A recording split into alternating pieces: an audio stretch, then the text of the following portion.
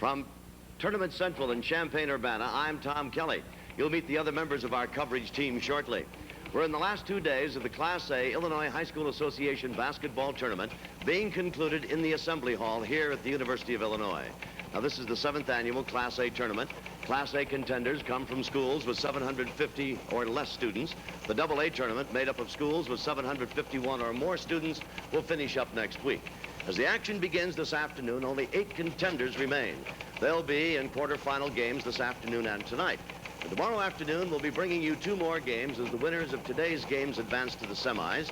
And then tomorrow night, we'll be televising the 3rd place playoff and the championship encounter that will determine just who takes home all the marbles. Now, let's meet another member of our coverage team. It's a pleasure to welcome sportscaster from Central Illinois. Jim? Thank you very much, Tom. I've been looking forward to this assignment. When this tournament got underway back in February, there were 470 teams in contention. Now, just 8 remain. These 8 quintets are the quarterfinalists still battling along the tournament trail for the championship. To qualify to play here in Champaign-Urbana, they all had to win first-round games this week. Here's how they scored. St. Anthony of Effingham defeated Lebanon 76-69. That ball game went 2 overtimes. It was Dakota 58, Bushnell Prairie City 34. HAVANA defeated Piasaw Southwestern 59-47.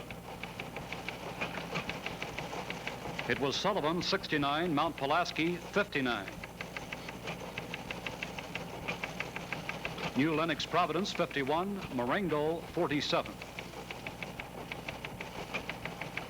It was Ottawa Marquette 69, Providence St. Mel 68. Mason City 60, and Hoopeston East Lynn 56. And Nashville 67, Metropolis 55. Tom? Thank you for the update, Jim. Now, the analyst of our coverage team is a veteran coach of Illinois high school basketball. It's a pleasure to welcome to our tournament coverage, Chuck Grolinski. Chuck? Thanks, Tom. It's good to be here. This afternoon and tonight, we'll be watching quarterfinal games. In the first quarterfinal this afternoon, St. Anthony of Effingham will meet Dakota. This one will start shortly. The second quarterfinal will be between HAVANA and Sullivan. In tonight's first game, New Lenox Providence will play Ottawa Marquette, followed by the game between Mason City and Nashville. Thank you, Chuck, and we'll be checking back with you and Jim frequently for more highlights during these next 2 days of championship basketball.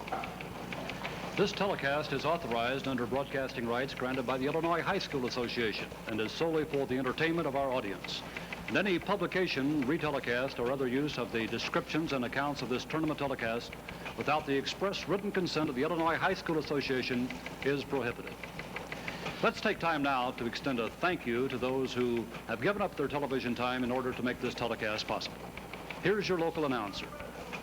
Our regular programming will not be seen at this time so that we may bring you the IHSA Class A basketball tournament. Following the game at 3:30, we'll present Search for Tomorrow and our regular Family Hour programming. At 5:30, tune in for Action News with comprehensive coverage for our area. The CBS Network News at 6 for national news. Then after the Mary Tyler Moore Show at 6:30, TV 23 will present round 2 of the IHSA basketball tournament. Don't miss exciting basketball action today on TV 23.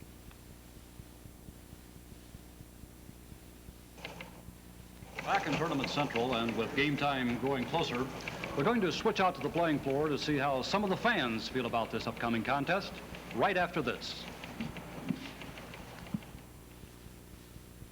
Of how some of the fans contemplate the first quarterfinal game, we're going to courtside. Here's Tom Kelly. So it'll be St. Anthony, Effingham, and Dakota in just a little bit. And some people from out of the stands who are most interested in the outcome of this game. We thought you'd like to meet them. This is Stan Doffenbaugh. You've got a son playing out there, haven't you? That's right, Mr. Kelly. His name is Steve? Steve, yes, number 30. He's a junior, and he and Roger Ackerman, who is also a junior, have come a long ways, and our coach, Mr. Miller, has seen fit to put them into starting positions today. You sound like a proud father and a real fan. Well, I sure am. You Yes. people came a long way to come down to the tournament. You're almost in Wisconsin, aren't you? Yes, only about 7 miles from the Wisconsin border and right in the center of the state. A lot of people come down? Yes, we've been we think that there's probably about 1,000, and so that leaves our area kind of like a ghost town. If I said that he sounded like a cheerleader, you know he was just a few years ago for Dakota. These two young men are with St. Anthony's from Effingham, and they're the 78 Rowdies. They actually lead the cheerleaders. This is Greg Cabas. You've got a cousin who's playing and a brother, is that correct? Right, Scott Cabas is a cousin, and Todd Cabas is my brother. And the gentleman over here is Doug Pike. Doug, you're a senior in school, huh? Right, yeah. Is it true that you two lead everybody in cheers? Oh, yeah. We try to get it going. You try? We try. Say, listen, you people have just been slipping by the skin of your teeth, haven't you? What kind of a ball club have you got? Well, at the beginning of the year, they weren't really nothing great, but towards the end of the year, it looks like the crowd brought them back, and now we're headed for state. We're in state, and now we're going for #1. You know, these folks from Dakota came a long way to get down here to Champaign-Urbana for the state tournament. You only had about a 45-minute drive, didn't you? That's right. Big crowd come up? Oh, yeah, awful big crowd. What are you going to do when you get out of school? Oh, I hope to work for my dad. I don't know for sure yet. Are you the class president? Yes. Uh-huh, very nice. Doug, what about you? Well, I'm just kind of, we're kind of like co-leaders of the Rowdies here. We just try to get everybody going. It's really hard. Sounds like you've been practicing so much you can hardly talk. Yeah, that's right. We had a lot of games in a row here. It's kind of hard to keep. Can the team go all the way? Oh, yeah, that's true.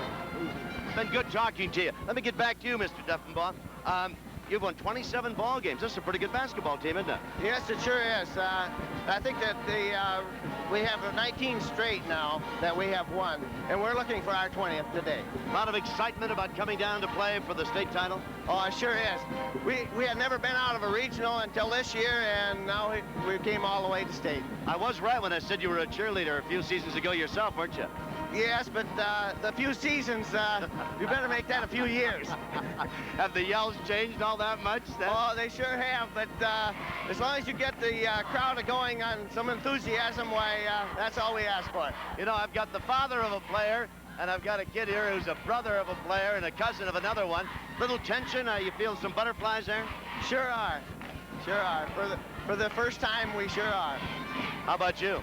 No, I know we can. Let him worry about it, huh? Yeah, we'll let them worry about it. We ain't no trouble. Gentlemen, thank you. I know it's going to be a great game. I wish both of you could win, but I hope that both of you enjoy the ball game. Thanks for talking to me. Been a pleasure, fellas. Now it's almost time then for the first game of the day. And to fill us in on the contenders, let's go to Jim Turpin and Chuck Walensky. Thanks, Tom. St. Anthony is located in Effingham County, 45 miles south of Champaign. Chuck Walensky, what can you tell me about this ball club? During the regional tournament, they won one game by 1 point, another by 1 point, another by 2. As a matter of fact, the double overtime they had just last night was the widest margin of victory they've had since the tournament started. Right, Jim. They've really come along strong late in the season. They're 20-9. They're coached by a veteran coach, Bob Tingley. They like to fast break, and they like to set up in a 1-2-2 offense to get the ball into the big boys. Tom Grunlow, who's a very quick 6'7" center, and Charlie Dust, a 6'5" forward.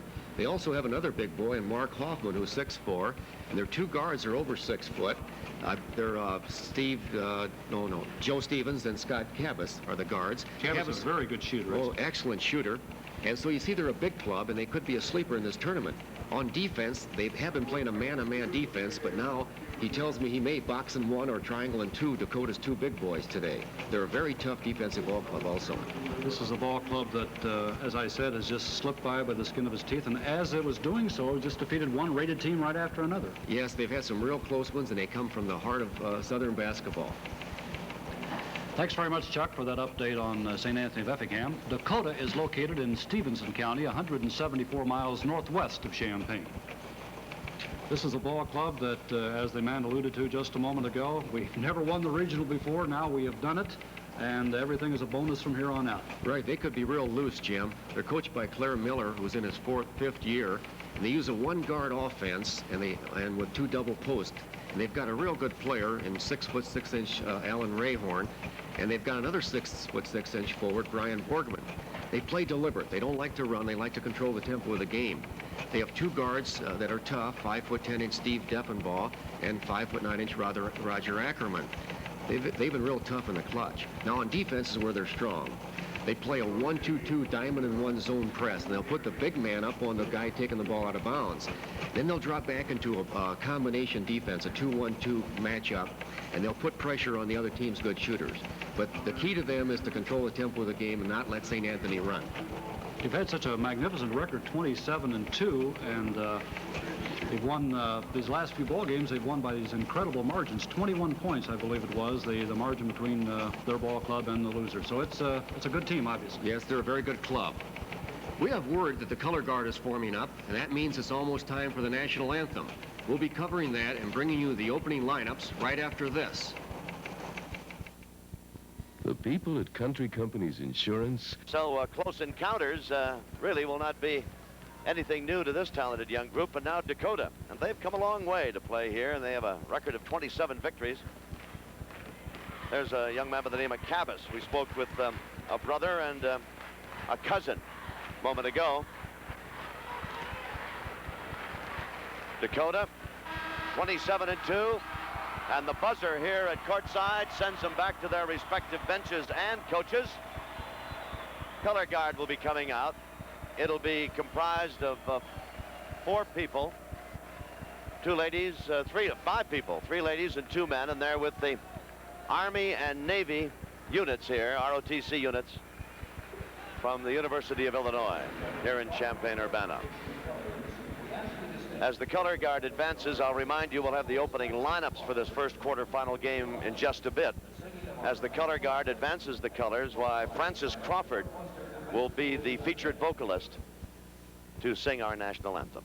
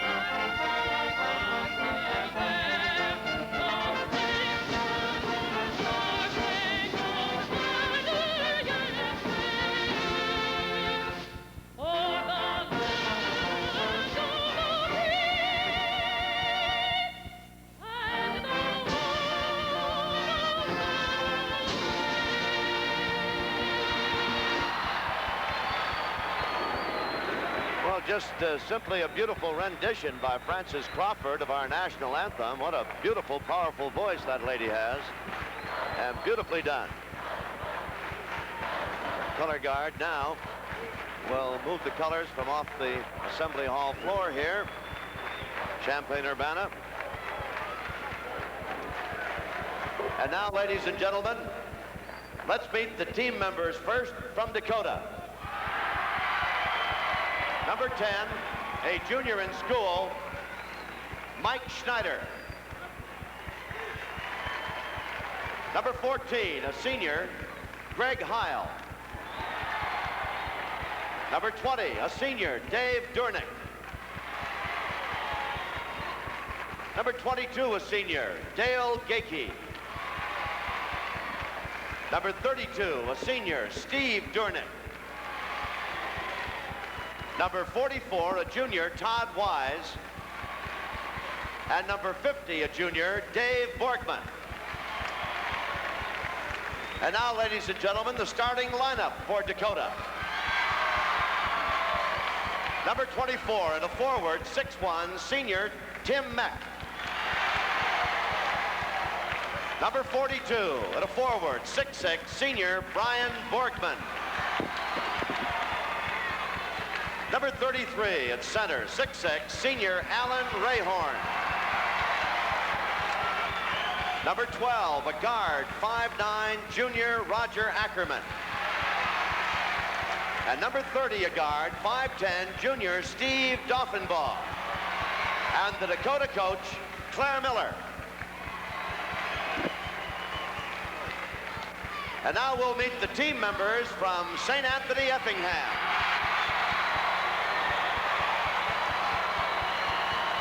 Number 10, a sophomore, Tom Dial. Number 12, a junior, Todd Cabas.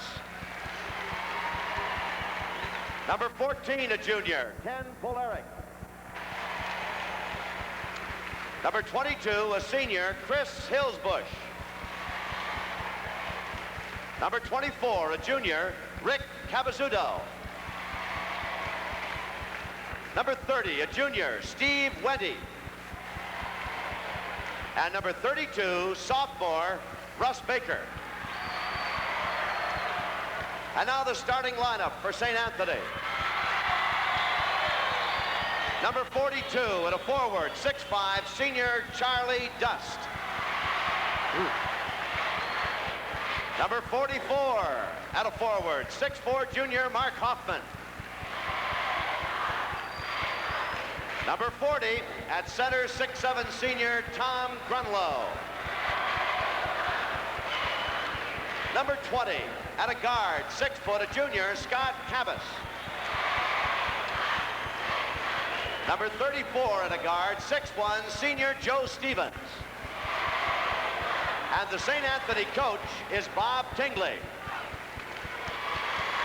And the officials assigned to work this opening quarterfinal game, John Bittner and Patrick Flanagan. So there you have the lineups. It'll be Dial, Charlie Dust, Hoffman, Grunlow, Cabas, and Stevens for St. Anthony. And for Dakota, Mack, Borkman, Rayhorn, Ackerman, and Doffenbaugh. Should be a dandy ball game, and to call the action for you, here's Jim Turpin. Okay, Tom, Effingham St. Anthony into the ball game with a season's record of 19-9. And Dakota has won 27 and lost 2. Makes St. Anthony's record 20-9 after that super sectional win yesterday. We're all set to go. Rayhorn against Grunlow. Bittner will throw it up. Tip is controlled by Dakota in the backcourt. And bringing it across the line is Steve Doffenbaugh. He'll handle the ball a lot for him. Out front it comes now to Meck. Meck goes left to the big center. That is Alan Rayhorn. Back outside to Meck. Roger Ackerman holds high off to Brian Borkman. Now on the right side, Doffenbaugh lobs it underneath. There's a foul going to be called. There's the first foul of the tournament. Foul is on number 42, Charlie Dust of St. Anthony. And Dakota will inbound the ball, and Doffenbaugh will throw it in. On the side it comes to Ackerman. Underneath the Rayhorn. Fakes once and can't get that shot out. A little better. Good defense. Underneath Rayhorn again. Shot is up and around and in. And the press is on. All court pressure being applied here by Dakota. They lead 2-0. The ball is Cabas. He gets it to Charlie Dust. Back to Cabas. In the corner now, Mark Hoffman. Way out front, that's Joe Stevens. Shot is up and off, no good. Gets his own board. Good follow. Underneath Dust. Jump ball is called. Jumping it up for Effingham will be Charlie Dust. Against him will be Alan Rayhard. 2-0, Dakota leads it. We just started. And the tip is controlled by Dakota. Meck gets the ball off to Steve Doffenbaugh. Out front now to Meck. To Rayhorn. Long jumper by the big guy, and it's no good, but it's tipped up and tipped in. Brian Borkman got it, and it's 4-0 Dakota. Stevens with the ball. They get it down to Cabas. His jumper is up and in. Long jumper from deep in the left corner by Scott Cabas. It's now 4-2 Dakota on top. 6:32 for the first period. Doffenbaugh brings it down. Out front to Borkman. They bring both big guys out to the top of the key occasionally. On the side, Ackerman. There's a blocking foul, a call away from the ball. Illegal pick is called against Tim Meck. Away from the ball, it'll be St. Anthony's ball to throw in. And they trailed in the game 4-2. 6:21 in the first period. First of 4 games here today. There's Cabas. Lobs it in, knocked away, and picked out of there by Rayhorn. And he gets it off to Steve Doffenbaugh. Out front it comes to Mick. That's Borgman. His jumper is up and no good, and the rebound is pulled out of there by Mark Hoffman for St. Anthony. Up to Scott Cabas. Cabas brings it down. Cabas will control that ball a lot for you. Out front to Dusk, now in the corner. They try to get it into the big guy. They do. Grunlaw, his shot is up and off the board and in. A very difficult angle, but he got that one down. And it's a 4-4 tie. 5:34 to go in the first quarter. Doffenbaugh across the line. It's Ackerman now. Those two little guys, 1'5'9", 1'5'10", will control it a lot out front. They interchange now, and Tim Meck, the forward, comes out to get the pass, and he gets it off to Borgman. That is Rayhorn in the corner. No place to go, so he has to clear it out front again. Back now to Borgman. Good defense being played at the moment by St. Anthony, but there's a great move. That shot is up and in by Doffenbaugh. And it's Dakota 6. St. Anthony of Effingham 4. 4:59 to go in the first period. Full court pressure being applied by Dakota. But Effingham has no problem with it. And Dust is across the line, and there he's going to be called for travel. Some interesting defense here, Chuck. We've got him pressing in the backcourt, and when they set up down here, Dakota goes into his zone. Right, they go into a matchup, Tom, trying to put pressure on the good shooters. They're a good defensive ball club. That's Tim Meck with it. Gets it over to Doffenbaugh. 6-4, Dakota leads it. 4:44 to go in the first. Underneath, the big center, Rayhorn, makes a good move up and in. Dakota now 8-4. And the pressure is on once again. That is 4 points for Rayhorn, and a timeout is going to be called here by St. Anthony of Effingham. Timeout with the score, Dakota 8, St. Anthony of Effingham 4.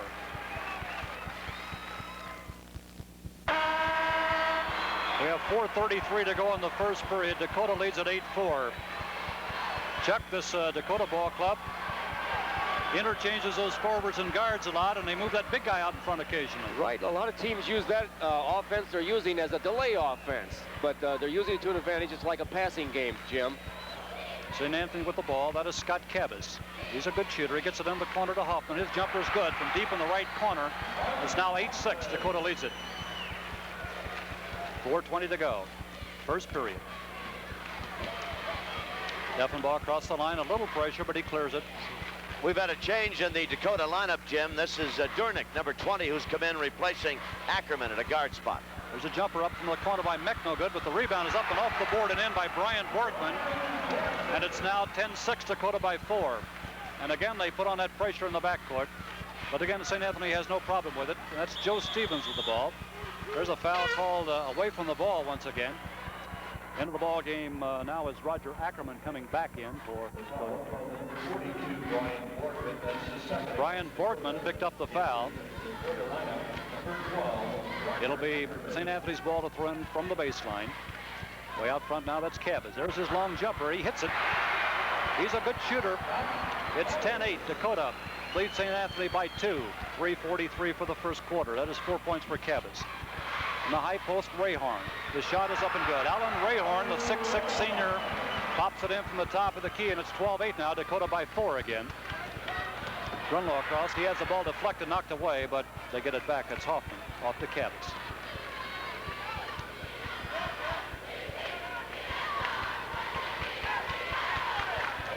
Scott Cabas in the corner.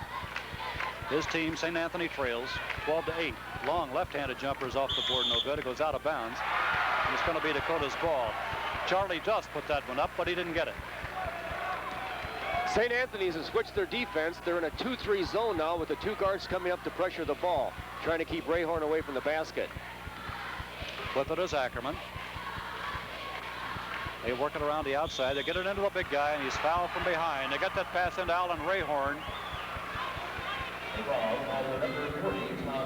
And Tom Grunlaw picks it up. That's his first. And the second on St. Anthony as a team in the first half. Dakota leads at 12-8. 2:56 to go, first period. It is Ackerman. Get the ball deep in the corner to Meck. Ackerman giving him a little room out there, Chuck, but he hasn't put one up yet. No, I think he's going to have to put it on the iron, Jim, because they're sagging back on Rayhorn. They've done a good job, both teams have, against the opposing centers. There's a steal by St. Anthony, and with the ball is Dust. And he gets it off to Cabas. Pass is right underneath. Shot is up and blocked. Hoffman went for the layup. It was knocked out of bounds, and will be St. Anthony's ball. 12-8. Dakota leads. 2:22 for the first. Great pass and great defense by Borgman. He batted that baby away. Looked like a sure two-pointer. Let's take a look at it again now. It's a beautiful pass by the guard, and he should have had a layup there, Jim, but the defense by Dakota is outstanding. St. Anthony ball in the corner. Cabas with it. Good crowd on hand here. 2 games this afternoon, 2 more tonight. There's a traveling violation going to be called against St. Anthony. It'll be Dakota ball, and they lead 12-8 with 2:11 to go in the first quarter.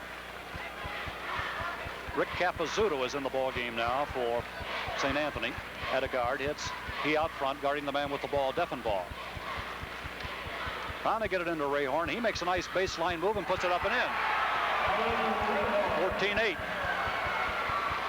That is 8 points for Rayhorn. Dakota leads it by 6. 1:51 to go in the first quarter. Scott Cabas, good ball handler and a good shooter. Gets it into his big man. And another traveling violation is going to be called. And it's going to be Dakota ball out of bounds once again. They lead it 14-8. 1:40 to go in the first quarter.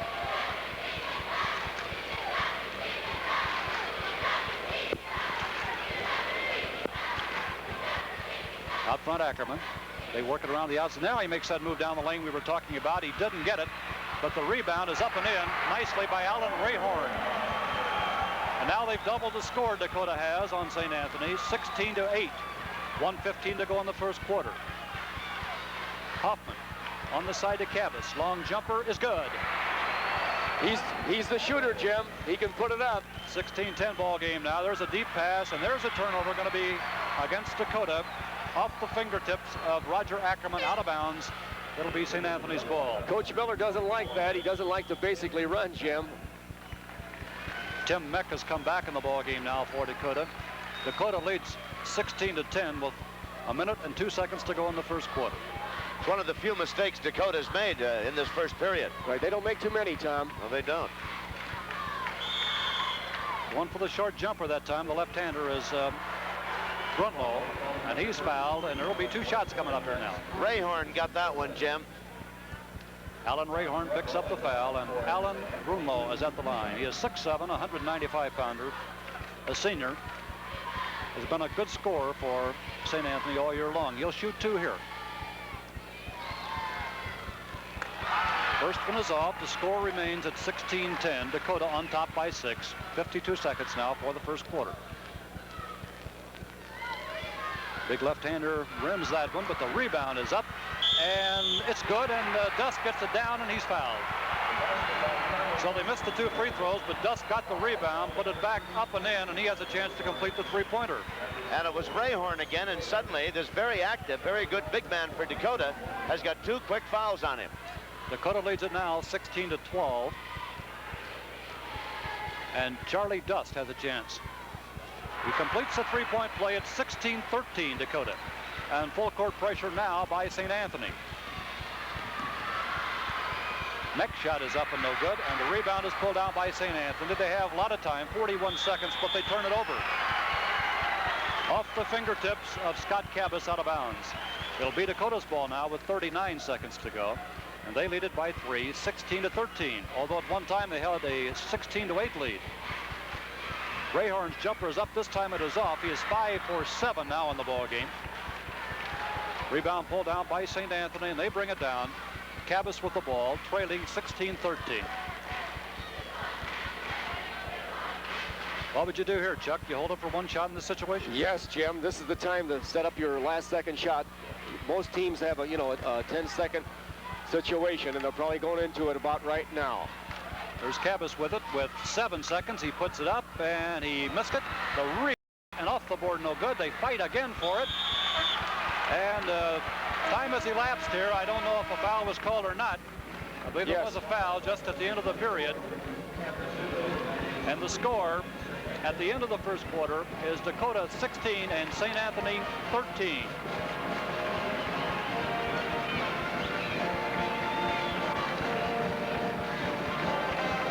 The band, Northwestern High School, part of a community unit school district consisting of students from 3 towns in west central Illinois. And those towns are Good Hope, Scioto, and Blandonsville. 235 students attend Northwestern High School, and 50 of those are members of the concert band. This particular 34-member Northwestern contingent has been voted the best concert band of its class at the Illinois State Fair the past 2 years.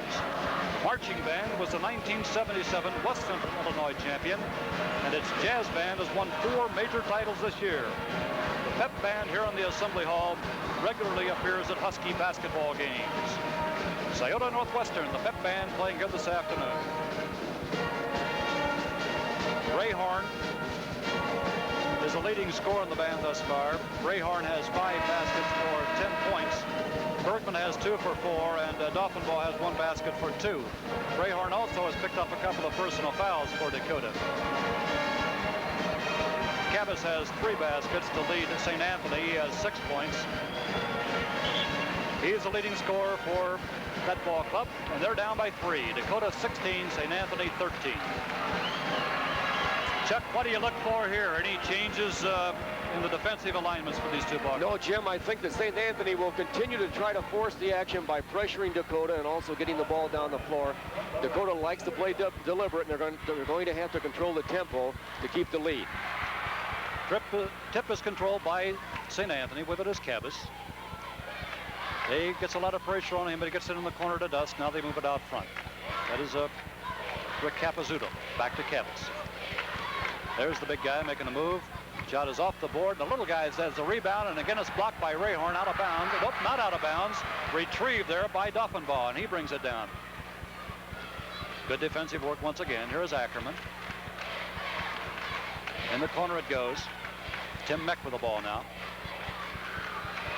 Short turnaround jumper is up and good by Brian Borgman. It's now 18-13. In the first quarter, Dakota shot 57% from the field and St. Anthony 55. Dakota leads it by 5, 18-13. Short jumper up and off, no good. Rebound pulled down. There's a foul going to be called. Foul is on Roger Ackerman of Dakota. That's the 5th team foul on St. Anthony. They're going out of the 1-and-1. St. Anthony's giving Dakota trouble on offense, Jim. They're putting 2 men in an area occupied by 1 defensive man, and there's a lot of daylight in there. Charlie Dust is at the line. His free throw is up and good. It's now an 18-14 ball game. Had for Dust is 4 points in the game. I think that St. Anthony's cheering section, gentlemen, stands throughout the entire ball game, you know? I heard they did, Tom. Very colorful. Second shot is off, no good, and Dakota brings it down, leading in the game 18-14. Just started play here in the second quarter. They work it deep in the corner now to Ackerman. He's going to fire from there, and he rimmed it.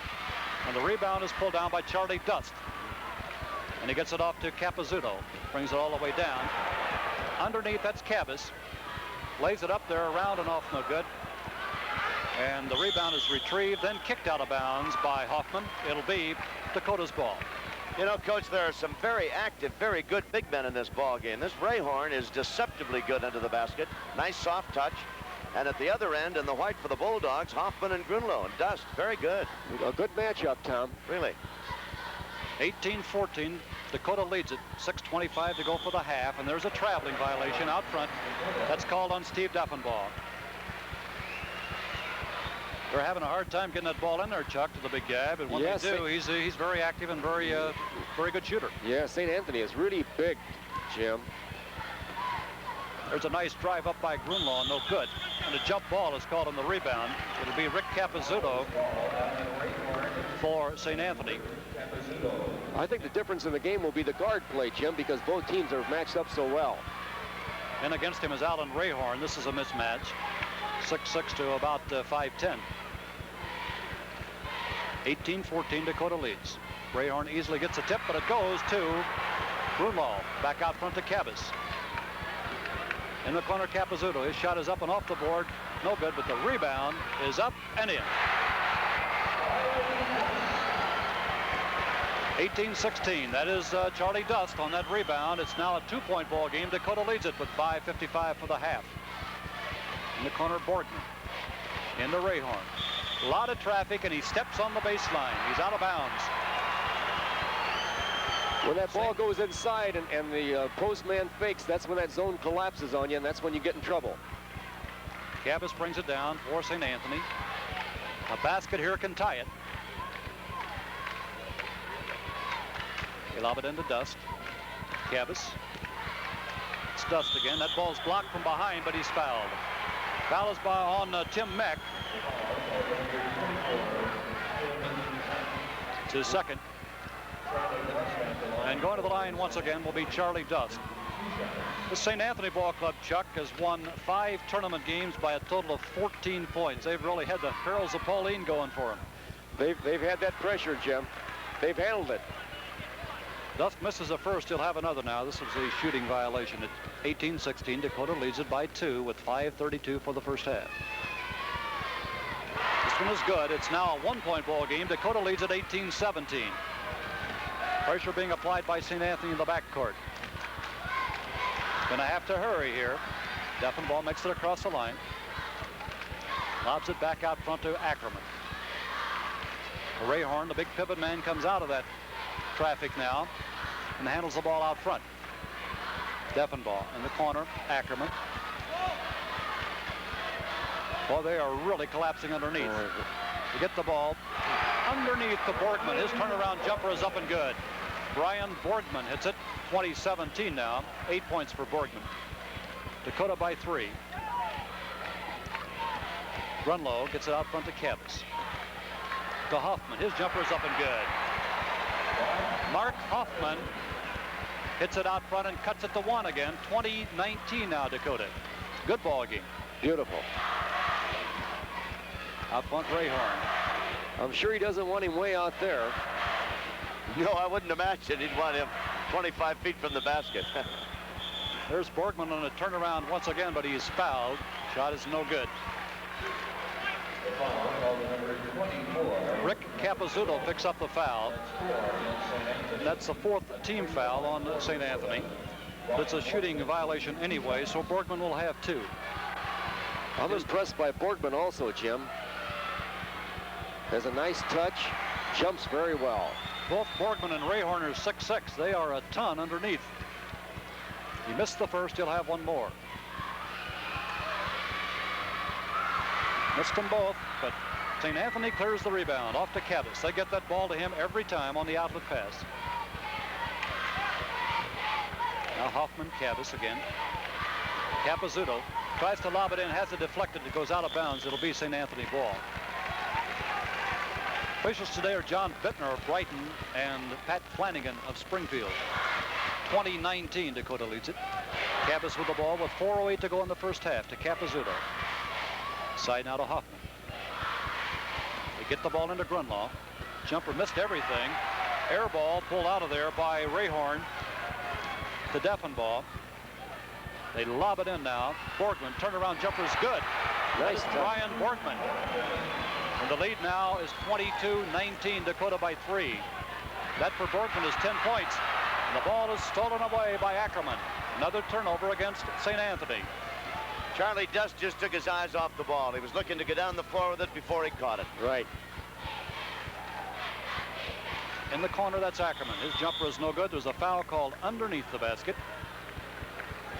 I think it's Grunlow.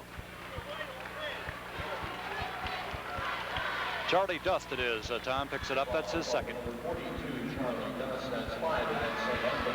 So Dakota has changed their press, Jim. They're only pressing with the 2 guards up front now, and they're dropping the 3 big boys back. Here's Rayhorn with the 1-and-1. He makes the first. 23-19 now. The lead back at 4 for Dakota. That is 11 points for Rayhorn. He and Borgman have scored them all. Shot is up and around and good. 24-19, the lead at 5 for Dakota over St. Anthony of Effingham with 3:25 to go in the first half. Cabas breaks the press, gets it into the corner. It's a little traffic jam, throws it to Hoffman, now to Capizzuto. There's Hoffman at the free throw line with the short jumper, it's good. 24-21, Dakota leads St. Anthony by 3, 3:05 to go. First half. Once again, Rayhorn is way out front. To Deffenbaugh. They lob it in now to Borgman, knocked away from him, but Grunlow fouled him. That is the second foul on Tom Grunlow, 6'7" senior. Coach Tinley didn't like that because Grunlow was playing defense from behind, and it's pretty hard to get the ball when you're behind the offensive man. Brian Borgman at the line, but he missed it. And Grunlow has the rebound for St. Anthony to Cabas. Good pass in the corner. Short jumper is up and good. Mark Hoffman from deep in the corner. Hoffman gets it down. It's now a 1-point game once again. Dakota by 1, 24-23. 8 points for Hoffman. It is Ackerman. He's going to pump it from the corner. He missed it. St. Anthony has the rebound. They can take the lead with a basket here. Scott Cabas has it now. 2:22 to go for the half. Jumper by Grunlow is good. The big center on a turnaround jumper. St. Anthony leads it by 1, 25-24. He really gets in the air on that jump shot, Jim. Rayhorn again, way out front for Dakota. Deffenbaugh in the corner. Gonna pump it from there. Shot is up and good. That is Roger Ackerman. 26-25. Dakota back in front by 1. Cabas for St. Anthony. 1:48 for the half. Capizzuto's short jumper is good. It rolled around, but it fell in. 27-26 now. St. Anthony back in front. The lead seesaws with 1:35 to go for the half. Ackerman lobs to Rayhorn. To get the ball deep in the corner. That is Meck going to shoot from there, and he rimmed it. Follows his own shot. It's knocked away, though, and picked up by Grunlow. Now he throws the ball away. Grabbed out of there by Deffenbaugh. Now Ackerman with 1:16 to go for the half. Brian Borgman. Meck in the corner. Oh, he is just wide open for that shot. He rimmed it, though. Tipped by Rayhorn, no good. And there's a foul called on the next rebound. Rayhorn is going to go to the line. It is on Grunlow, and that's his third. The big center for St. Anthony picks up his third foul with 1:05 to go in the half. And his team leading 27-26. Grunlow is going to come out now, and Steve Dornick is going to come in. Or let's see, I beg your pardon, Russ Baker is going to come in for him. 1-1 coming up for Alan Rayhorn. He missed it, and St. Anthony has it. Scott Cabas with the ball.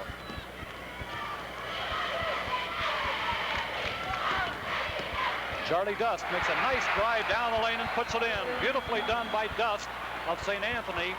Now St. Anthony leads at 29-26 with 46 seconds to go. 9 points for Dust. Ackerman, Deffenbaugh. Ackerman again. They're giving him that shot behind the key, but he has been a little reluctant to take it. 32 seconds to go now. Deffenbaugh's going to do it. He missed it. And Dakota has suddenly gone cold from the field, and St. Anthony has pulled down almost every defensive rebound. They have the ball now, and Cabas is signaling for one shot. 18 seconds to go. It's 29-26. St. Anthony leads it. 12 seconds to go now for the half. Nice pass in the corner. Short jumper's up and no good. The rebound is up and blocked by Rayhorn. Dakota with the ball. 4 seconds to go. Jumper behind the key is no good. That's the end of the first half. Here's Tom Kelly. Well, it's been an exciting first half of basketball, Jim, as you've described for our viewers. Truly an exciting first half with this St. Anthony's ball club, once they got their act together, coming on for a 16-point second quarter to outscore the Dakota ball club, who had 10 points, and they've taken this halftime lead of 29-26. Very fine first half of basketball. Now let's join Chuck Brolinski in Tournament Central. Please remember, Thank you, Tom. We'll be bringing you a summary on the first half very shortly. Then we'll be introducing the captains of the cheerleading teams here in the Assembly Hall this afternoon. We'll get started right after this. Well, we've had ourselves quite a first half. The scoring in the first half went like this for Effingham St. Anthony. Dust had 9 points, Hoffman 8, Grunlow had 4, Cabas had 6, and Capizzuto had 2. An important fact in the ball game is that Grunlow picked up his 3rd foul there with about a minute to go in the second period, and they can ill afford to lose him. For Dakota, Meck did not score. Borgman had 10 points, Rayhorn 12, Ackerman had 2, and Deffenbaugh had a total of 2. Chuck, it was a very exciting ball game and very well played there in the first half. Those two teams really went at each other. Yes, Jim, they're really well balanced. They match up beautifully inside, and sometimes the guard will be the difference in the game. And I think Hoffman was the difference. They were sagging off on him, and he put about 3 or 4 in and sort of helped St. Anthony break that zone. They appear to be giving Dakota that outside shot. There's a lot of room at the top of the key, but they seem a little reluctant to take it. Yes, they're probably instructed to get the ball into the 2 big boys who are just super. That's what you do when you get 2 6 yes, underneath. But sometimes you have to shoot it, even if you miss it, to put it on the iron, to get the defense to come on you, to open it up inside. Well, you're a coach at Toluca High School. What would you be telling these 2 ball clubs now here at halftime? Well, I tell them to relax a little bit, that the first 3 minutes of the third quarter will be the key to the game. I always tell my boys that try to control the tempo of the game. When you come back out, try to be even, or say 2 or 3 ahead or 2 or 3 behind. Don't worry about trying to get a 10-point lead in the first 4 minutes of the third quarter. I thought this Dakota ball club, once it started missing its outside shots, is when it started getting behind, because they really went to the boards right after. Yes, they're very strong. Both clubs are physically strong. Well, I'll bring you the play-by-play action of the second half at the conclusion of the intermission, but meanwhile, we have a very special interview for you. So let's switch out to the edge of the playing floor and Tom Kelly. Okay. It's halftime, and St. Anthony's leads Dakota 29-26. If you've been watching the basketball teams, and I'm sure you have, you've noticed from time to time 2 very talented cheerleading squads. And these 2 ladies are the captains of that group. This is Maria Rainey, and she's from St. Anthony's. And this is Sylvia Winger, and she's from Dakota. And they're both a little nervous. Now, Maria's a little happier than Sylvia's because her team is leading by 3. Am I right there? You're right there. What year in school are you, Maria? I'm a senior. What are your plans after you get out of high school? I plan to go to college. Whereabouts? Have you picked a school yet? I think I'll probably go to Indiana State. What would you like to become? What would you like to major in? Either medical technology or nursing. I see. You had a good time down here at the tournament so far? Oh, yeah. It's such a big place. Yeah. First time you've ever been here? For a basketball tournament, yes. Yeah. How big is your cheerleading squad? How many girls on it? There's 6 on the varsity and 4 on the junior varsity. You know, I was looking at your student body up there. Do they stand up during the whole game? Usually they have been the last couple games, and they really just pull us through. Are they superstitious? Do they think that that's why you've been winning all the close ones, or what? Oh, I don't think so. They're just up and yelling, and they just want to stand. I don't think they're superstitious. Sylvia Winger, you are a junior. How are you having any fun down here at all, Sylvia? It's really exciting. This is the first time we've ever been to state, and it's just a new experience, and it's really great. Oh, Dakota's quite a ways away from here, isn't it? Yes, it is. It was a long drive down, but the athletic boosters got a charter bus for us, and so we rode down with the team, and it was really nice. Sylvia's a very busy girl in school. She's involved in sewing and music and badminton and concert band and marching band. You should be twins. You're so busy, Sylvia. That would help a lot. It really would. Tell me about your cheerleading squad. Well, we have 5 on the varsity squad. 4 of them are juniors, and we have 1 senior. And then we have 5 on the first-off squad also. Do you girls, do your squads go around for the football teams as well, Maria? We don't have a football team. You haven't at our got a school. football team. How about up at Dakota? We have a football team, but that's all I'll say. Oh, what, didn't the team have a very good record or what? Not really. Basketball, we're proud of. 20. What do you think of the first half so far?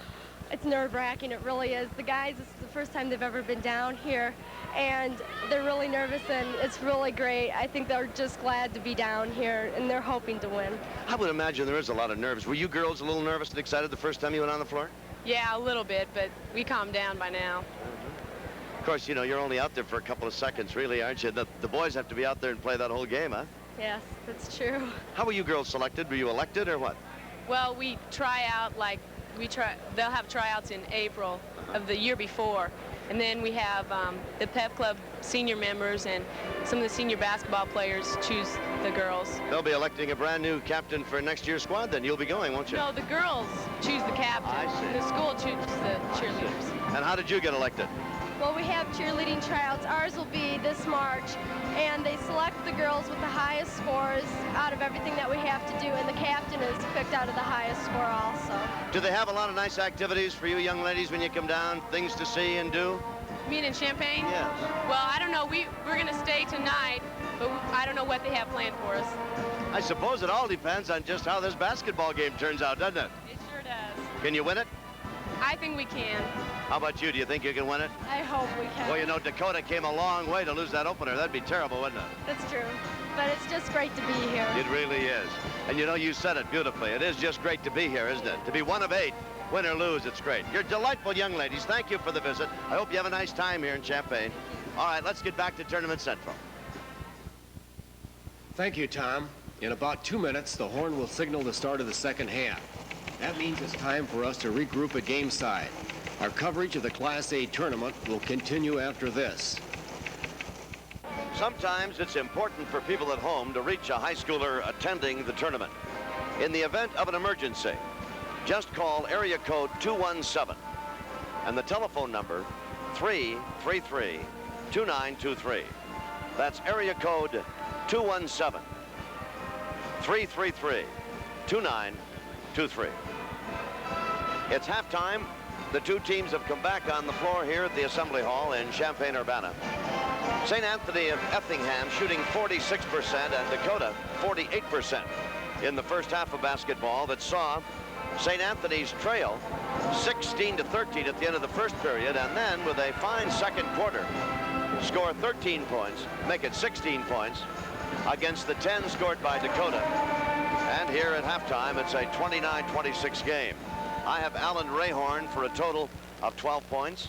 Brian Borgman has 10 to lead the Dakota basketball team, with Steve Doffenbaugh with the other 4 points. And for St. Anthony's of Effingham, a more balanced attack. Charlie Dust has a total of 9 points, and Mark Hoffman has 8, and Grunlow has 4, and Cabas has 6. And I suppose if you had your druthers, you'd like to win a ball game, but to have a balanced attack might be more appealing, Coach, huh?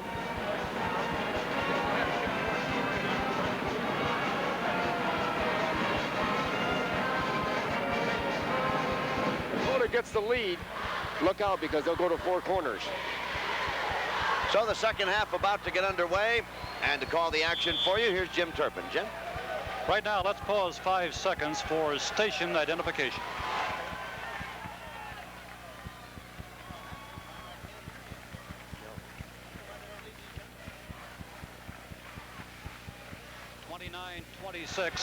St. Anthony leads Dakota. We're at halftime. All set to go in half number 2. Grunlow against Rayhorn. The tip controlled by Dakota. They trail in the game now by 3 after leading throughout most of the first half. Doffenbaugh. Back to Doffenbaugh. Sort of a one-handed set. He missed it, but Rayhorn grabs that rebound out of there, puts it up and in. Good job by Alan Rayhorn.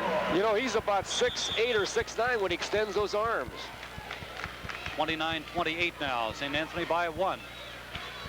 And the press is on for Dakota. But Cabas breaks it, goes all the way for the driving layup. High off the board, no good. He was a bit intimidated by the big center that time. He missed the layup, and Dakota brings it down with Steve Doffenbaugh. Just started play here in the third period.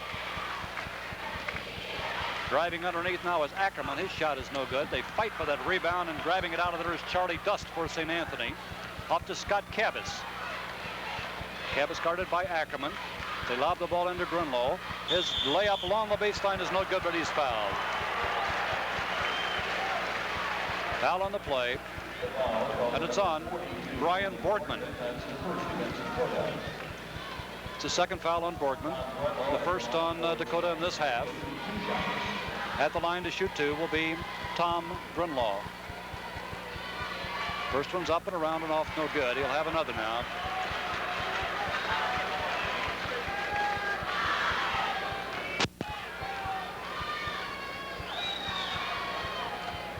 He rimmed that one also, and Alan Rayhorn grabs the rebound out of there for Dakota. Deffenbaugh. Now to Ackerman. Looking for Rayhorn, but they can't find him. He's well covered. They continue to collapse that zone around the big guys. Ackerman is open in the corner. Instead, he lobs to Rayhorn. His turnaround jumper is good.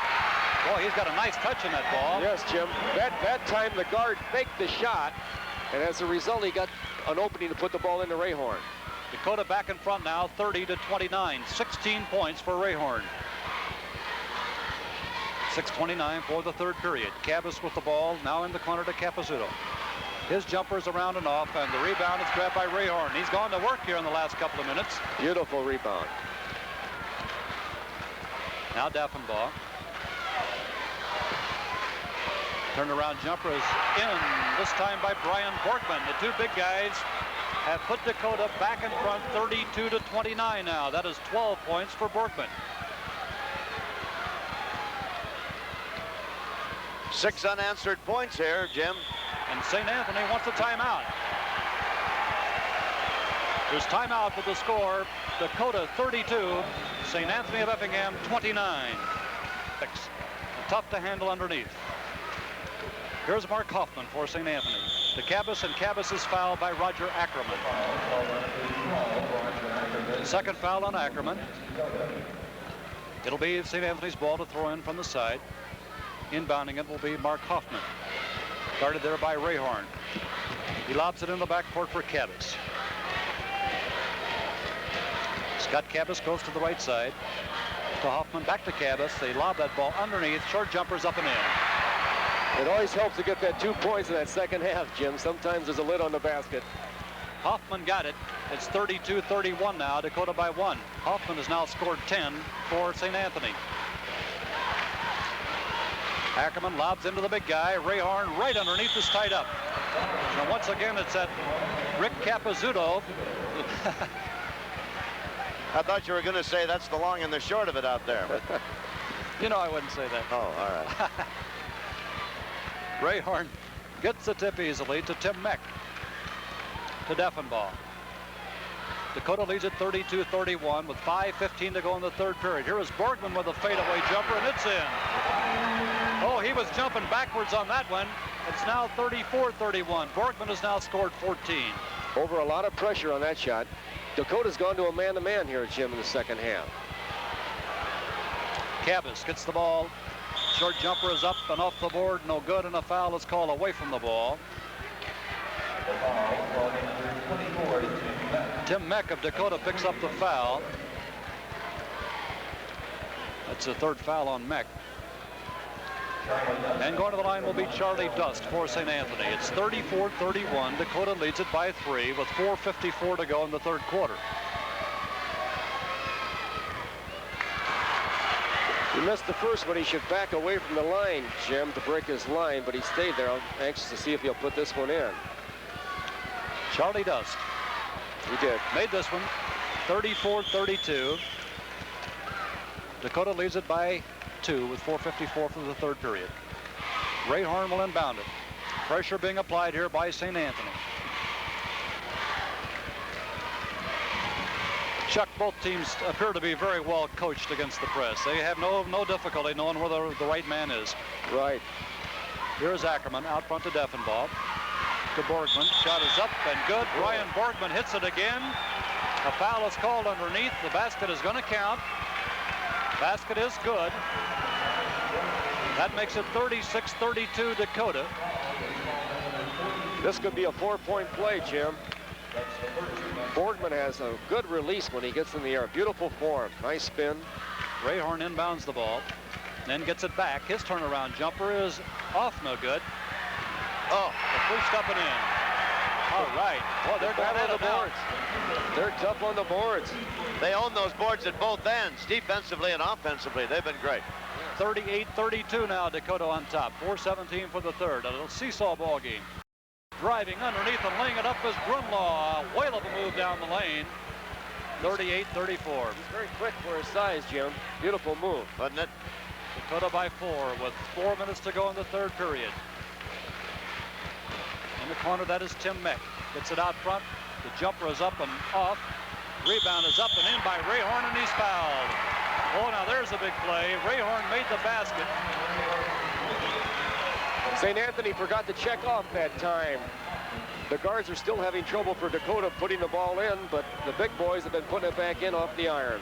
Rayhorn's basket makes it 40-34. The foul is on Mark Hoffman, his first. Rayhorn's chance for the three-point play, and he hits it.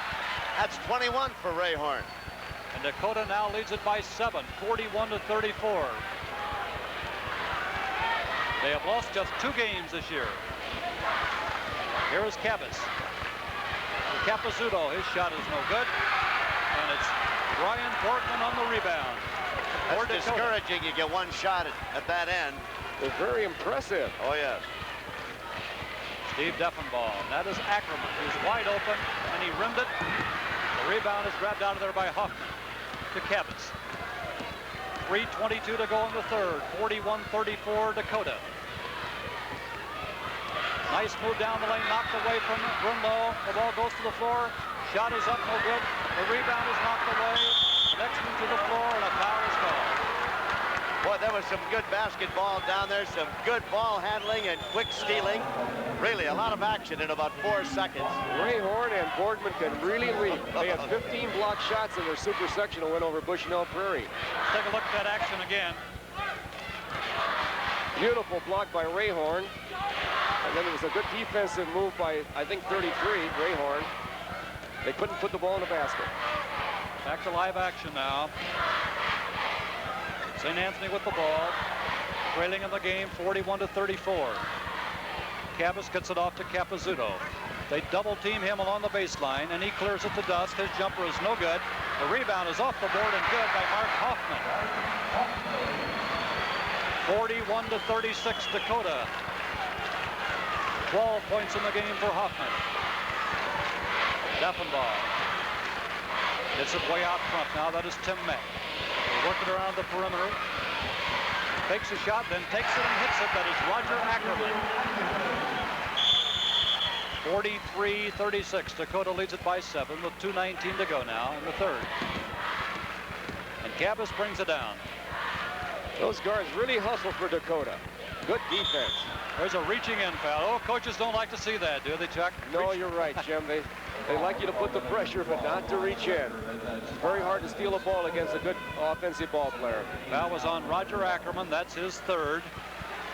And they go to the 1-and-1 now for St. Anthony. At the line will be Scott Cabas. Joe Stevens is going to come on now for St. Anthony, and going out is Capizzuto. The timeout has been called. There's a timeout with the score Dakota 43, St. Anthony 36. If you haven't already done so, be sure to get your copy of March Madness. It covers the history of the tournament ever since it began back in 1908. You can order it by writing to the IHSA, 2715 McGraw Drive in Bloomington, Illinois, 61701. And enclosing a check for $10. That's IHSA, 2715 McGraw Drive, Bloomington, Illinois, 61701 for March Madness. You know, the first half statistics, which we didn't dwell on very much. Borgman had hit 5 of 6 from the field, and Rayhorn 5 of 8. Amazingly good shooting, and I think they've raised the percentage, if that's possible, here in the third quarter. Hoffman of St. Anthony's 4 of 5, and Dustin hit 3 of 8. 46%, 48% with the shooting stats in the first half. It's amazingly good shooting by this Dakota ball club. Yes, and I think the defense by Rayhorn and Borgman on Grunlow has been outstanding. Yes. Every time he gets the ball or goes to go up with it, that big hand is up there, and they're pretty tough. Yeah, Rayhorn plays a lot bigger than 6'6", Coach, and so does Borgman. Yes, he does. He has a tremendous arm reach. Yeah. He really times his jump beautifully on defense. The situation is this: 2:12 to go in the third quarter. Dakota leads 43-36 over St. Anthony of Effingham. At the line, Scott Cabas for the 1-and-1. He makes the first. 43-37 now. The lead has been cut to 6. St. Anthony led at halftime, 29-26, but the third period has been mostly Dakota. Cabas makes them both. 43-38 now. The lead at 5 for Dakota. It's Rayhorn in the backcourt, the big guy, but he gets it off to Ackerman. There's a foul going to be called on the young man who just came into the ballgame, Joe Stevens, for St. Anthony. Wasn't quite set, Chuck. No, it's a good call. You have to have position. There can't be any daylight. And Dakota boy had the head and shoulders in front of him. First foul on Stevens. Ball belongs to Dakota. Steve Duffenbaugh brings it down. Makes a nice move, gets the ball in the corner to Meck. Now to Rayhorn. He's free for about an 18-foot jumper, and he made it. Oh, he is scoring some points. It's now 45-38. Alan Rayhorn for Dakota. There's Cabas down the lane. Pumps it up and off the board, no good. Rebound grabbed by Stevens. Rayhorn has 23 now. There is Grunlow with a long jumper, good. 45-40. Dakota by 5. 1:31 for the third quarter. In the backcourt is Ackerman. To Deffenbaugh. To Meck. They work it around the outside of the St. Anthony zone.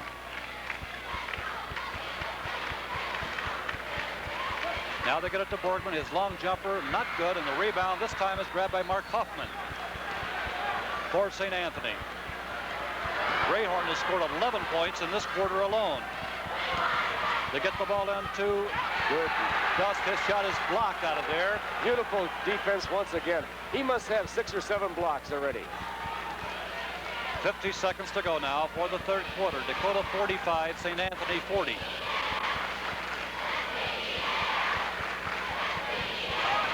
Ackerman likes to drift down to that corner and try to pull some people over there with him. They get the ball to Borgman. Turnaround jumper is no good. Cabas on the deflected rebound. He gets it to the top of the key, down the lane, lays it off the board, and a foul is going to be called, a blocking foul on Dakota. And Cabas will go to the line again here for St. Anthony. Steve Deffenbaugh picks up the foul. That's his second. He had pretty good position, but Cabas made a good move and went right around him. 45 Dakota, 40 St. Anthony. 29 seconds for the third quarter. 2 shots for Scott Cabas. He's a 6-footer, a junior guard, a real good player. 45-41. Dakota by 4 now.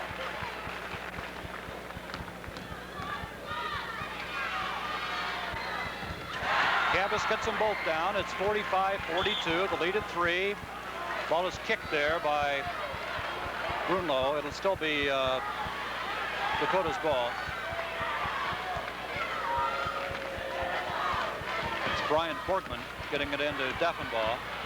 He just beats the press with a dribble that time. He just came out of a pile of players and brought it down himself. Very quick. There's Ackerman in the corner, looking underneath for the big guys. There's Meck with kind of a double pumper, no good, and Ackerman's rebound is up and in. Little guy picked that one up off the floor and pushed it back through. 47-42 Dakota. 4 seconds. Grunlow drives the lane. It's up and in, and he's fouled. 2 seconds to go. Grunlow made a whale of a move down the lane. We're going to look at it again to make it 47-44 Dakota. He makes a beautiful move here. I think this young man can play college forward because he's extremely quick. He has a chance here to complete the 3-point play with 2 seconds to go in the third. The shot is up and short. And that's going to be it. We had ourselves a whale of a quarter. That's the end of the third quarter. It was scored Dakota 47, St. Anthony 44. For this game, Dakota led it by 3, 16-13. At halftime, St. Anthony by 3, 29-26. The end of the third quarter, Dakota by 3, 47-44. It's been that kind of a game. 23 points for Rayhorn, 16 for Borgman for Dakota. 8 minutes to go now. Rayhorn and Grunlow, 2 pretty good centers. These guys have really played. Dakota shooting 44% and St. Anthony 45% in the third period. Grunlow controls the tip and he gets it to Deffenbaugh. Dakota leads it by 3. That is Ackerman in the corner.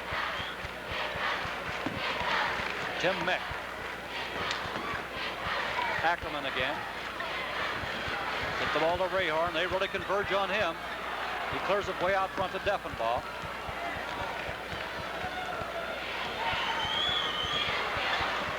He played about 30 seconds here in the fourth period. No shots attempted yet. They lead it by 3, 47-44. Rayhorn. People on all three sides of him. He gives it to Mack. His shot is no good. And St. Anthony has the rebound in the personage of Joe Stevens. Off it goes to Cabas. Little guy looks underneath. There's all kinds of traffic there, so he clears it back out front to Stevens again. Now to Cabas. 47-44 Dakota. Good pass. Short left-hand hook, or right-hand hook by Dust is no good. And Dakota brings the rebound out of there. Got a good feed, but couldn't get the ball down. Good defense by Rayhorn again, and a good rebound. Here is Ackerman for Dakota. Lobs it underneath the Rayhorn, knocked away, picked up by Cabas, coming down one-on-one. He makes the move down the lane, lays it off the board, no good. And the rebound is pulled out of there by Deffenbaugh. He went off the wrong foot, Jim. He got off balance and couldn't get it up there. Deffenbaugh in the corner to Borkman. Underneath Rayhorn. Foul's going to be called here before the shot.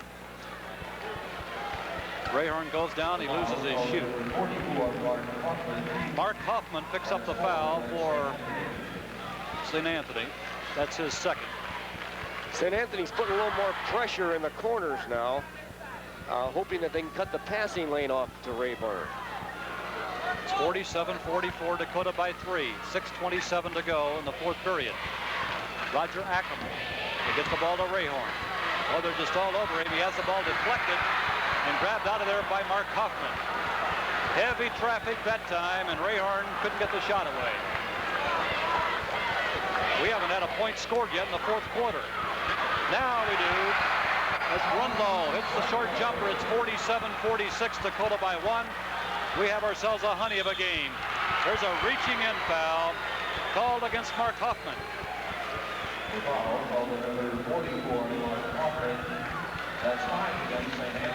Now it's going to be the 1-and-1 for Dakota. Deffenbaugh will go to the line. Third foul on Hoffman. 6 minutes to go. 47-46 Dakota. Missed it. Rebound, Dust. Now to Cabas. Scott Cabas with the ball out front.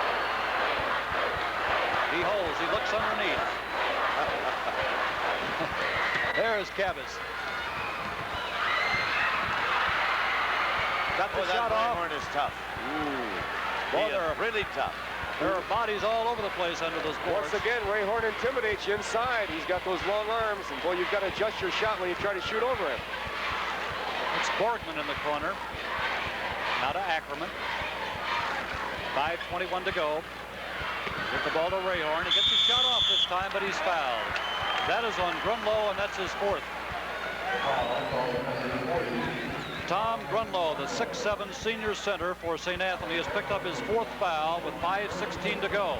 They can't afford to lose him at this time of the game because they'd have an awful hard time containing Rayhorn. Rayhorn made the first.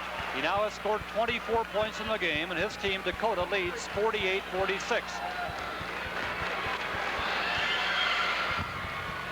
Makes the second, 49-46. The lead is back at 3. That's what it was at the end of the third period. Here's Cabas for St. Anthony. 5:10 to go. Mark Hoffman to Cabas. Little set shot off the board. Rayhorn he just rips that ball out of there, and he is fouled by Joe Stevens. Alan Rayhorn going to work on the boards. He looks like a vacuum sweeper down there, Jim. 5 minutes to go now. Rayhorn at the line. His team, Dakota, leading St. Anthony 49-46. He'll shoot the 1-and-1. Missed it. Rebound pulled out of there by St. Anthony. Cabas brings it down.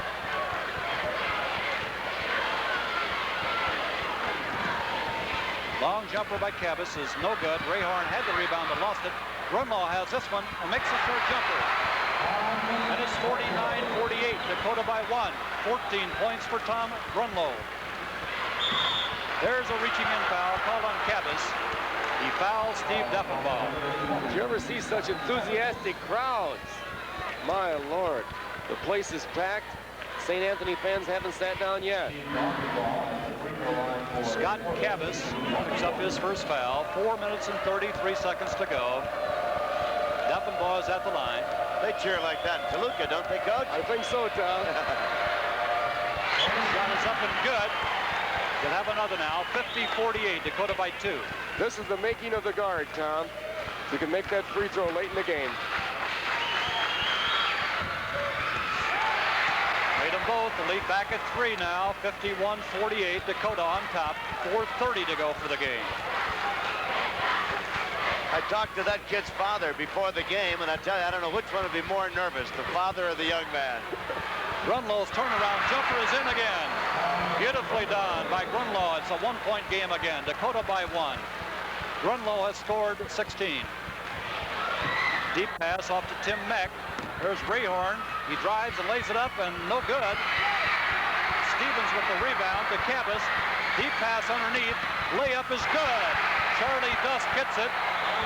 And St. Anthony leads it 52-51. Hey, what a game we got here. 3:57 to go.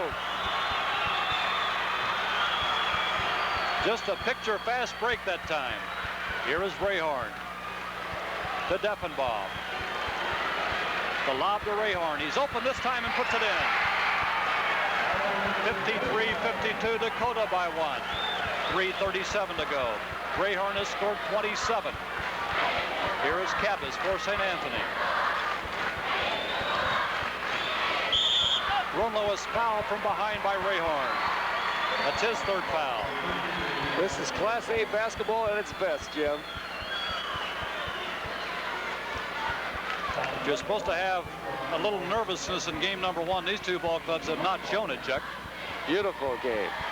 53-52. Dakota leads by 1. 3:27 to go.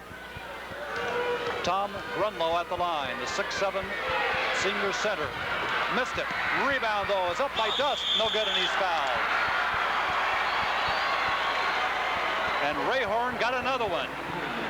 Dust made a good move there. He head faked and then jumped into Rayhorn just slightly enough where Rayhorn came down on top of him. At the line will be Charlie Dust. That is 4 fouls on Rayhorn. So both the centers have 4 fouls. Dust missed the first, he'll have another. Both teams have a little trouble, and sometimes late in the game that basket starts shrinking up on you.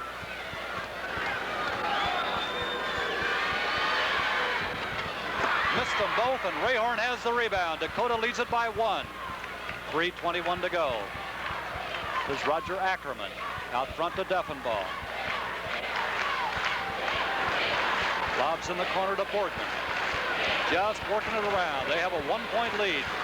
3:07 to go now. Here is Meck at the free throw line. It's the ball to Ackerman. Underneath. Shot is up and no good. Gets his own rebound, no good. Rayhorn lost the next one to the floor. Knocked out of bounds. It belongs to Dakota. The two referees, Bittner and Flanagan, are working a great game, Jim. They're on every play. They're really hustling. The timeout is going to be called here by Dakota. There's a timeout with the score Dakota 53, St. Anthony 52. Hall in Champaign. The situation is this. 2 minutes and 52 seconds remain. Dakota leads 53-52. This ball game will be followed by Havana and Sullivan. Tonight, LENOX Providence against Ottawa Marquette. And then Mason City and Nashville will be the 4th and final quarterfinal game this evening. I hope they're all like this one, Jim. Dakota leading in the ball game by 1, has the ball, and it's Steve Defenbaugh to inbound it. They try to work the out-of-bounds play. It doesn't work. They get it in the corner instead to Meck. Defenbaugh to Meck to Ackerman. 2:42 to go now. They're going to take their time, try to spread St. Anthony out a little bit. Ackerman with the ball. And it's stolen right away from him by Joe Stevens. St. Anthony with the ball, trailing by 1. 2:26 to go. Cabas gets the ball to Grunlow. Makes a good move, lays it off the board. Blocked by Rayhorn. Deflected, picked up there by Dustin. A foul is called. I think Coach Tinley's calling for a goaltending call there. It was very close. Going to the line will be Charlie Dust. 2 minutes and 16 seconds to go in the game. Dakota leads at 53-52.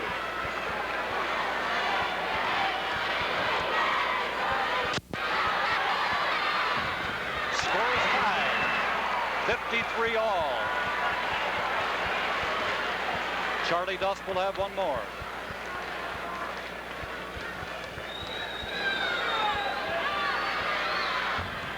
Made them both.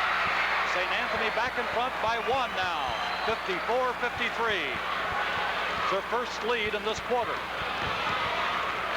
The ball is Bortman to Ackerman. Very close to an over and back. Mick in the corner with a jumper. Rebound, Bortman. Foul is called. Foul is going to be on Mark Hoffman of St. Anthony. Bortman's a very good free thrower. That's the 4th foul in the ball game for Mark Hoffman. So both he and Grunlow have 4. 54-53. St. Anthony by 1. He missed it. Way up for the rebound is Rayhorn, and he's fouled.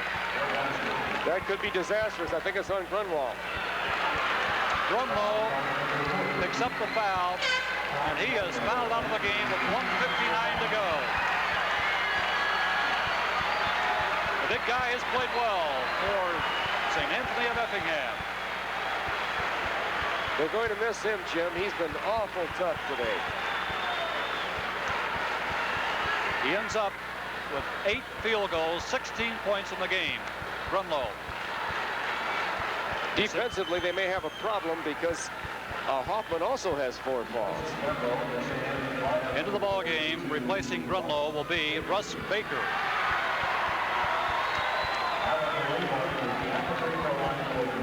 At the line will be Alan Rayhorn. His team, Dakota, trails by 1. Made the first. The score is tied at 54. That is 28 points in the game for Rayhorn. He has a beautiful touch, Jim. He spins the ball beautiful, follows through nicely. He made them both, and Dakota is back in front now. 55-54. A minute and 57 seconds to go. Cabas with the ball for St. Anthony. Dakota's in his zone now, Jim. Out front, Hoffman. That is Stevens. Now Hoffman. Stevens. In the corner, Hoffman. 18-foot jumper is good. 56-55. St. Anthony by 1 with a minute and a half to go. Ackerman holds it high, working it around. They're down by 1. 1:21 to go now. It's Tim Meck in the corner. Roger Ackerman looking for the big guy, but he's pretty well covered. A minute and 10 to go now. Here's Ackerman in the corner. Deppenball. They get it to Rayhorn. Knocked away, but he gets it back. And traveling is going to be called. Traveling is called on Alan Rayhorn on the scramble on the floor. That was a good call. And the timeout is going to be called here for St. Anthony. Well, we've had ourselves a ball game here. 59 seconds to go, and St. Anthony leads it 56-55, and they'll have the basketball. Now, Chuck Rolinski, what would you do at this point if you were the Dakota coach? Last time down the court, they were in the zone. Right. I think I would stay in the zone, but come up and put a little pressure on the guards, seeing what St. Anthony's going to do, and then take my time and try to trap, try to double team, not chase the ball wildly, but try to set up a trap situation where we could steal the ball. And then if we couldn't do that, I'd have to try to tell my boys to possibly at the 30-second mark to fall their worst free throw shooter and gamble if they'll miss to get the ball back. On the other hand, if you're St. Anthony, you just hold on to the ball, go for a layup maybe, yes. But don't be too risky, huh? Right, but I think that you made the point, though. Go for the layup if you get it. You know, you have to penetrate. You can't go to a delay where you're just keeping the ball away. If Dakota comes out with a lot of pressure. They've got to take the ball to the basket. 59 seconds to go. St. Anthony leads 56-55. And they have the basketball. They'll inbound it from center court. Referee John Bittner will give the ball to Mark Hoffman of St. Anthony.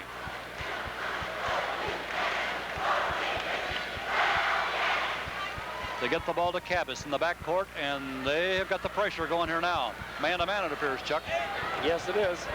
Cabas with the ball, 52 seconds to go. I try to double up. Way out front is Dust, and he is fouled. Dust is fouled by Brian Borgman. I think he called timeout. Oh, I guess Jim. he did. I beg your pardon. He did call timeout. With 45 seconds to go, it's a 56-55 ball game. So Dakota comes out in the man-for-man and really applying the pressure that time. They're trying to get a 5-second call by guarding the man closely with the ball for 5 seconds.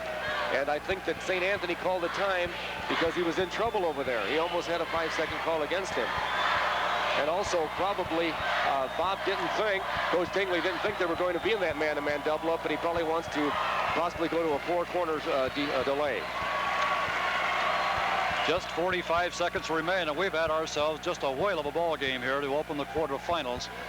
We'd remind you again that this one will be followed by Havana and Sullivan. And tonight, New Lenox Providence against Ottawa Marquette. Mason City and Nashville will wind it up. Boy, what an enthusiastic crowd on both sides. St. Anthony fans, the students have been standing the whole game. They haven't sat down yet. This St. Anthony Ball Club, as we told you at the top of the show, has won almost every game they've played in the tournament by just a couple of points. They won 2 regional games by 1 point and 1 by 5. They won 1 sectional game by 2 points and 1 by 5. And then they won the super sectional game in double overtime. They're really used to the pressure, and they've got a real good shooter in number 20, Cabas, and they'll probably hope that they'll foul him. They'll probably try to keep him with the ball as much as possible. And Dakota, on the other hand, has won 27 games and lost just 2, so they have been there as well. Right. 45 seconds to go. They get the ball into Cabas. He's along the baseline, and he's going to try to get it out of there. 41 seconds to go. Now 40. Cabas all the way down the lane, gives a nice pass, and the ball is dropped there, and a jump ball is called. That was a real good feed, and Russ Baker just couldn't hold on to it. Right, he tried to go to the basket before he got it, Jim, and it was a beautiful feed by the good guard, Cabas. So they've got Ray Horn jumping for Dakota, and against him is Russ Baker for St. Anthony. 35 seconds to go. The tip is controlled by nobody. It goes out of bounds. Let's see who's ball. St. Anthony. Dakota hit it last. The ball belongs to St. Anthony. 32 seconds to go. That was a big break. St. Anthony by 1 to Cabas. They double team him. They try to trap him, but he gets away. Kid is a really good ball handler. Yep. Now Stevens, and Stevens is fouled, and I'm sure that's the guy they wanted to foul, Chuck, yes, because he hadn't been in the game too long. Very good coaching, and that's when you listen to your coach, when you make that move there.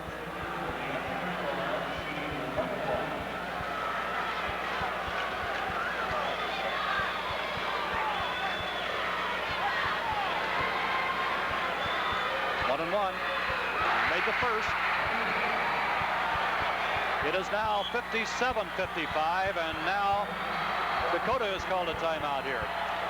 They probably want to ice the free throw shooter. They want to put a little pressure on him by calling timeout, make him think about the second, because it's so crucial for Dakota that he misses this shot. 57-55. What I meant to say a moment ago, if I didn't say it, was that what they didn't want to do is foul Scott Cabas out front. He is a super free throw shooter, a super shooter all the way around, and he's their ball handler and the guy they want to go to the line. So they waited until he got rid of the ball and fouled someone else. Right. Stevens is more of a defensive ball player, but he stepped right up there and he put the ball in beautifully. He had good form, and it's so important for Dakota once again that he misses this, because if he makes it, it's a 3-point lead, and St. Anthony's going to get the ball back again, and they're going to have to follow him again, and we'll have the same situation all over again.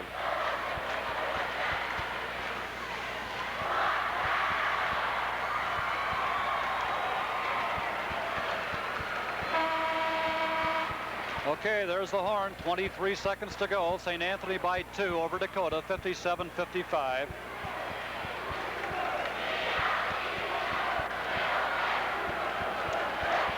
And Joe Stevens, who just made the front end of the 1-and-1, is up there again. You really have to give these young men credit, Jim. The tremendous pressure at that free throw line. Everybody watching you.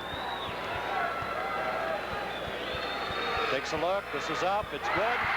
It's 58-55. St. Anthony by 3. 22 seconds to go. Deffenbaugh drives all the way down, flips it in to Borgman, tips it up and in. Beautiful. Brian Borgman. And again, Dakota wants a timeout. What a whale of a tip by Borgman with 14 seconds to go. It's now St. Anthony 58 and Dakota 57. He came out of nowhere, Jim. He was way over the iron. They really needed it. And now they've got another shot. With only 14 seconds, they'll probably try to fall again. And you never know what can happen in 14 seconds. Just some marvelous coaching going on here. These two guys are really going at each other in kind of a chess match. And Dakota knew exactly what to do. They made that basket. They called another timeout. Yes, they're both well-coached clubs. And they're both such good clubs that I hate to see either one lose, Jim. You have to have one loser. But they're really great representatives for Class A basketball, both of them. Either one of these clubs could go on to win it from what I understand on the rest of the talent. The rest of the clubs are real good.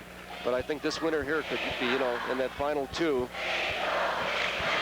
Well, Dakota has won 27 games and lost 2. St. Anthony of Effingham 20-9. But many of those losses came to Class AA schools for St. Anthony. And they have come along here in the last couple of weeks and beaten a lot of rated teams. Teotopolis, for example, Chuck, had a wonderful ball club this year. And Lawrenceville is always good. Yes. My good friend Larry Carl at Teotopolis, I hated to see him get beat. He's had such great teams over the years. And I think they had a 20-point victory over St. Anthony at one time early in the season. But now we're back to the crucial 14 seconds, Jim. The main thing now is to get the ball in bounds, right? Right. Sometimes you may push off or charge, and it's a 1-on-1 for Dakota if they do. 14 seconds to go. Hoffman gets it into Cabas. That's the guy they want with the ball. Then a little traffic. There's a foul called. Player is knocked off the court down at the end there. 9 seconds to go. It's 58-57. That is Charlie Dust. And he'll go to the line. And he's going to shoot 2. That's the intentional foul. And the foul is on Steve Deffenbaugh. The little guy's played himself a whale of a game. He's a 5'10 junior. Excellent ball handler. Very good team leader.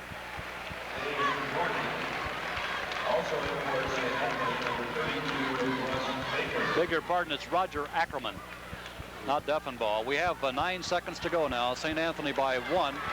And at the line will be Charlie Dust. A lot of time left. 9 seconds. A lot of time to get down the floor in case he does miss it.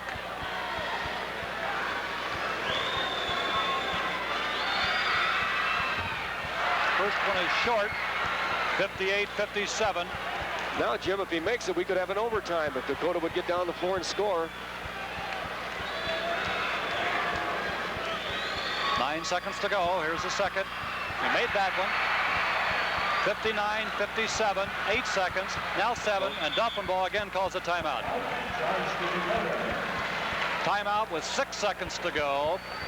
And Dakota is down by 2. 59-57.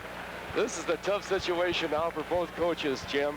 Of course, Claire Miller is trying to set up a play, possibly to get the ball into either the Borgman or Rayhorn, but telling the boys, now don't force it. If you got a little daylight, penetrate to the free throw line, put it on the iron so the 2 big boys can put it in. Because a lot of games, Jim, are not won by the last shot, but by the rebound after the last shot. Just before this broadcast, Chuck, we were talking about the rule change this year having to do with the tip. Now, that may come into play here. Would you explain that for us? Yes, Jim. In the previous years, a tip at the gun at the end of either quarter or the half would not count because it was not a controlled shot. But now, with the new rule change this year, any tip at the gun will count. So this could be a very important factor, as you said. Now, over here, Coach Tingley is telling his boys, now don't fall, especially Rayhorn or Borgman, who are great shooters. But at the same time, I think he would gamble on a fall inside to make them go to the line and shoot 2 rather than give them a layup or a short shot. If you're going to foul them good. Is that it? Don't let them have the 3. Right. Don't let them make the layup. 59-57, St. Anthony over Dakota. 6 seconds to go. Tim Meck will inbound it. Gets it into Deffenbaugh. 4 seconds. Down the lane. Short jumper is up and off the board. No good. Rebound is up. No good. Wait, there's a foul call. There's a foul called at the buzzer. There's a foul called at the buzzer. And there's going to be, there's no time remaining, but we're going to have the 1-and-1. Oh, can you imagine the pressure on this young man? Oh, I feel sorry for the young man. Dave Dornick. Chuck, he just came into the ball game when Ackerman fouled out. 1-and-1. He missed it. The game is over. St. Anthony has won it. 59-57. Now here's Chuck Walensky. Beautiful game, Jim. I feel sorry for the guard, Dornick.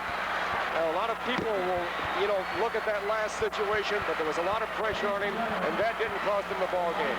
It was a beautiful game played by two well-coached ball clubs, well-disciplined, and it was just a great Class A basketball game. I think either one of these clubs would go on to the championship game. Of course, HAVANA or Sullivan will have a lot to say about that. But this is my first year on the telecast, and I tell you, I'm about as excited as either coach, the losing coach or the winning coach. I was really impressed by both ball clubs. Beautiful games.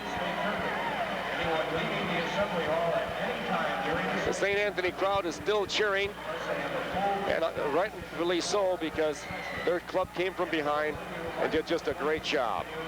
Now here's Tom Kelly in Tournament Central. Thank you, Chuck. My colleagues are rounding up members of the winning team for an interview, and after that, we're going to have a summary for you on that exciting basketball game. And then we'll be chatting with some of the high school coaches here in the Assembly Hall, and we're going to get started right after this.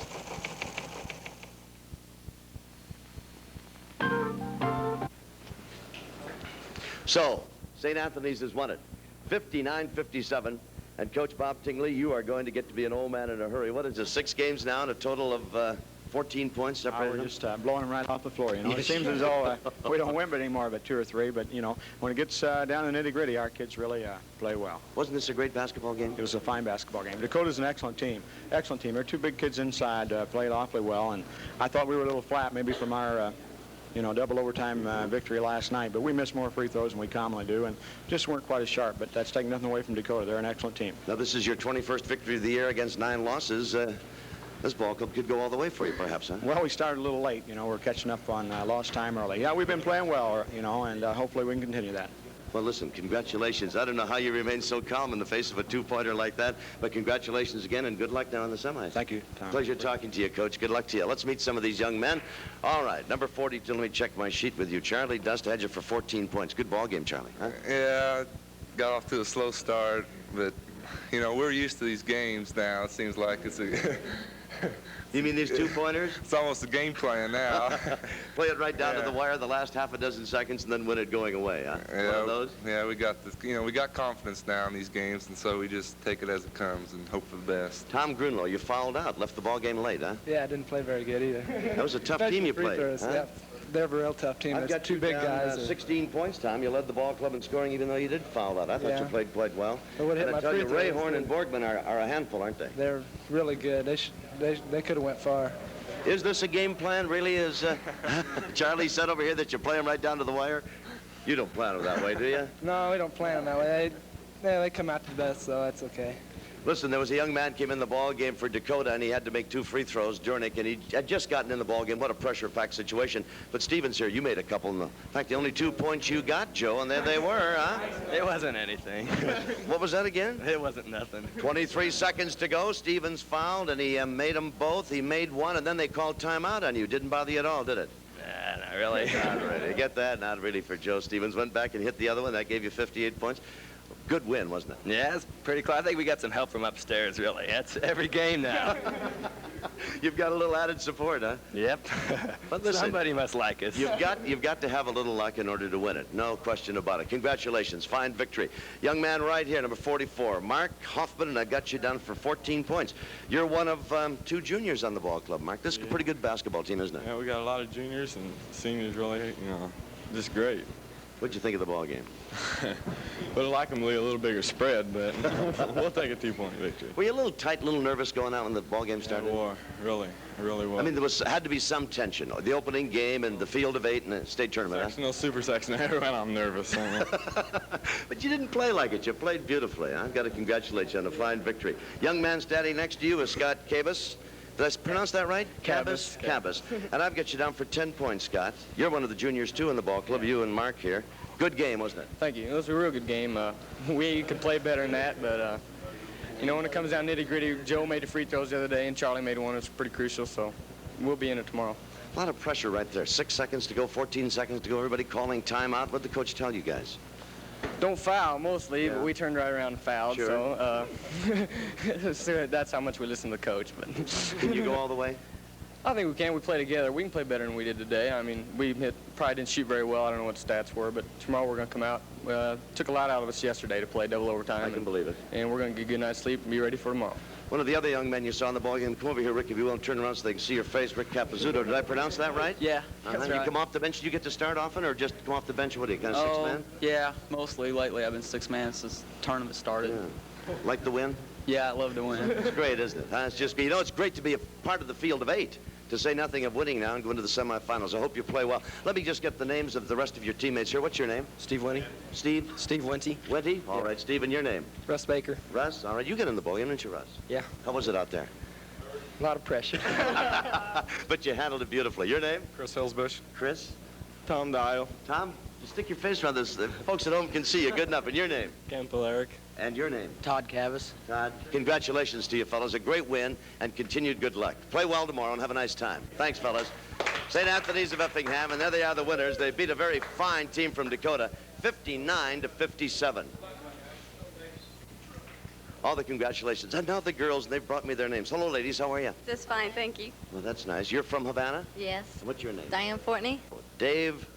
Steve Dornick. No, Dave Dornick, number 20, substitute for Dakota. Came into the game, pressure-packed situation, obviously. He had to make them both to force the game into an overtime. No time left. Well, I tell you, he got it there, but just a little too, and he expresses his feelings about the whole thing as he slams the ball down. No time left, and the game went to St. Anthony's. Summary on the game action. We'll get back to the cheerleaders in just a moment. Let's switch to Tournament Central. Thank you very much, Tom. Well, you said it right. The young man didn't pull up short. It'd be awfully easy to miss that free throw, not even have it hit the net or the rim or anything else, but he got it up there. It just didn't go in, and St. Anthony wins it by 2. Look at the scoring in the ball game. Dust had 15 points. Hoffman had 14. These are St. Anthony, of course. Grunlow had 16. Kevis had 10. Stevens 2, and Capizzuto had 2. And the scoring for Dakota, Mecca did not score in the ball game. Borgman had 18. Rayhorn, their big center, was the outstanding scorer. He had 11 baskets and 7 free throws in the game. 29 points for Rayhorn. Ackerman had 6 points, and Doffenbaugh had a total of 4. For the game, St. Anthony shot 44% from the field, and Dakota 45%.